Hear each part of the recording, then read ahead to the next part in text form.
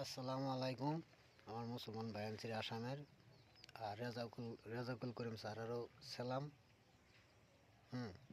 তা আমার তরফ থেকে আইনের করছি স্যার, আইনে এরম কোনো দলও যায়, এরম কোনো দল আইনে করুন যে আইনের স্বাধীনতা আইনে পুরা করতে পারেন। যে দল মূল্য এই দল পাওয়ার হয়, হয়তো আন্ডার কোনো যার আয় না, 70 বছরও গেছে না।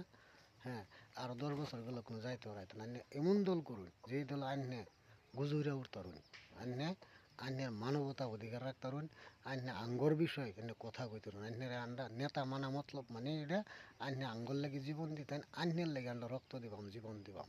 এটা মানবতা, এটারে কই নেতা। তাই না, যে কোনো দলও যাবেন ইনশাল্লাহ, সেই কোনো দলে 35টা সিট, 30-এর থেকে 35টা সিট পাইব। 30-এর থেকে 35টা এমএল যদি আইনের ক্যাপাসিটির থেকে আইনে সেই এমএলডির লগে থাকুন, তা নিশ্চয়ই 2-3টা এমএল হেরম বাড়িয়ে উঠবো, বা 2-3টা সাংগঠনের পার্লামেন্টে যাবুগা।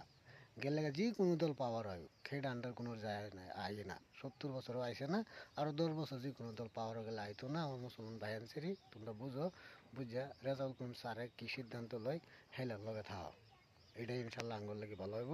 আসসালামু আলাইকুম। যে ভিডিও ভালো লাগে শেয়ার লাইক করুন, যে কথা যুক্তি তাহে নেরো বুঝুন। হ্যাঁ, আরও ভিডিও ইনশাল্লাহ ছাড়াম।